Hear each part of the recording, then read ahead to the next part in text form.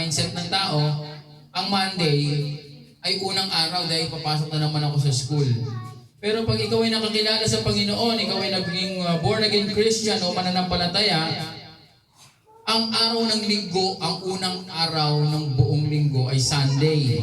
Kaya kung wala na tayong kalendar dito maglagay tayong kalendar. Okay, sa pinto May kalendar ka dun, mahal, malaki. Yung Catholic na charm. Diyan ilagay sa may pinto para meron tayong kalendaryo.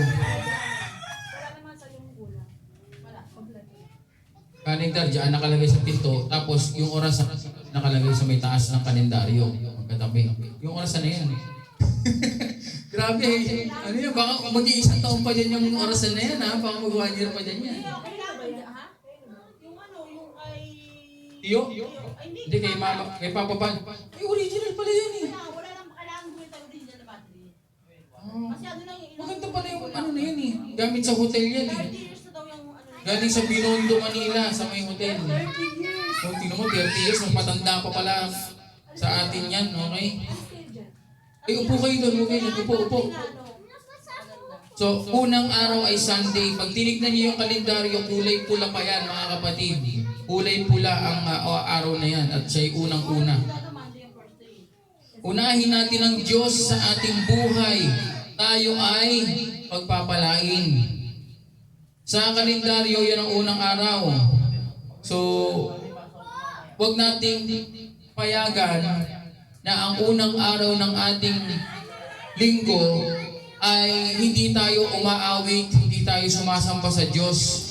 Eh grabe, Monday na nga lang no? Tsaka Tuesday, Wednesday, Friday, buong linggo na nga hindi ka na nga umawit Hindi ka na nga nanalangin, hindi ka na linggo na nga lang ang hinihiling, hindi pa natin nabibigyan ng oras ang ating Panginoon. Hallelujah. So, huwag tayong papayag na darating ang buong susunod na linggo na hindi tayo pagpapalain ng Panginoong Diyos. Amen?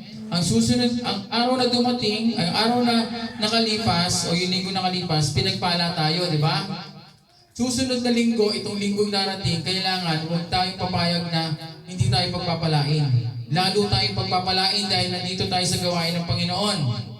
Ayun na po kayo dala. Kung nga kayo, Hana, upo. Mahal, pagsabihan mo kasi hindi ako pwede, ikaw na. Huwag mo na silang pansinin. So, handa na po natin ang ating Bible. Kung wala kang sariling Bible, dapat kang magkaroon o bumili ka